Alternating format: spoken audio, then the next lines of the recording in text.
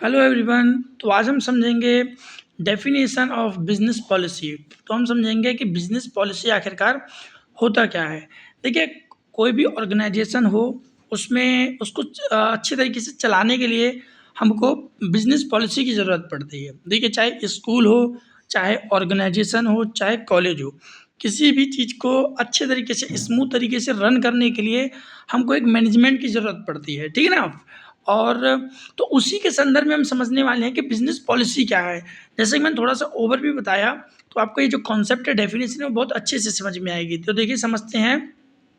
A business policy is a formal statement that outline the rules, regulation and process, बोल सकते हैं procedure, that guide the behaviour and decision of employees within an organisation. तो देखिए, एक business policy क्या है? एक formal statement है जो कि आउटलाइंस हैं, उसमें मतलब बताया जाता है किसके बारे में, बिजनेस के या वॉट एवर जिसके भी रूल्स के बारे में, उसके रेगुलेशंस के बारे में, एंड उसके जो प्रोसेस है वो गाइडलाइंस के बारे में। ठीक है ना। And decision making of employ within an organisation, एक ऑर्गेनाइजेशन में एम्प्लॉय के क्या रूल्स होंगे और एम्प्लॉयज़ के लिए क्या रूल्स होंगे, क्या रेगुलेशंस होंगे, क्या उसका प्रोसीजर्स होगा, क्या प्रोसेस होगा उसके वर्क करने का। तो ये चीज़ अंडरस्टैंड करना पड़ेगा।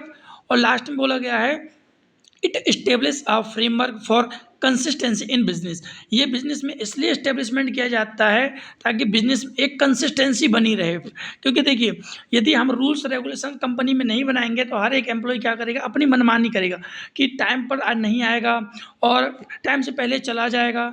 मतलब कार्य है वो अस्त व्यस्त हो जाएगा, मतलब काम का जो डिस्ट्रैक्शन है वो पूरा बिगड़ जाएगा, आउटपुट इनपुट इन सब में बिगड़ जाएगा, तो कॉस्ट ज़्यादा आएगी। तो ये सब प्रॉब्लम्स उसमें आने वाली हैं, इसलिए बिजनेस पॉलिसी है वो सेटअप किया जाता है। तो होप्स आपको डेफिनेशंस अच्छे से क्लियर हो गया होगा।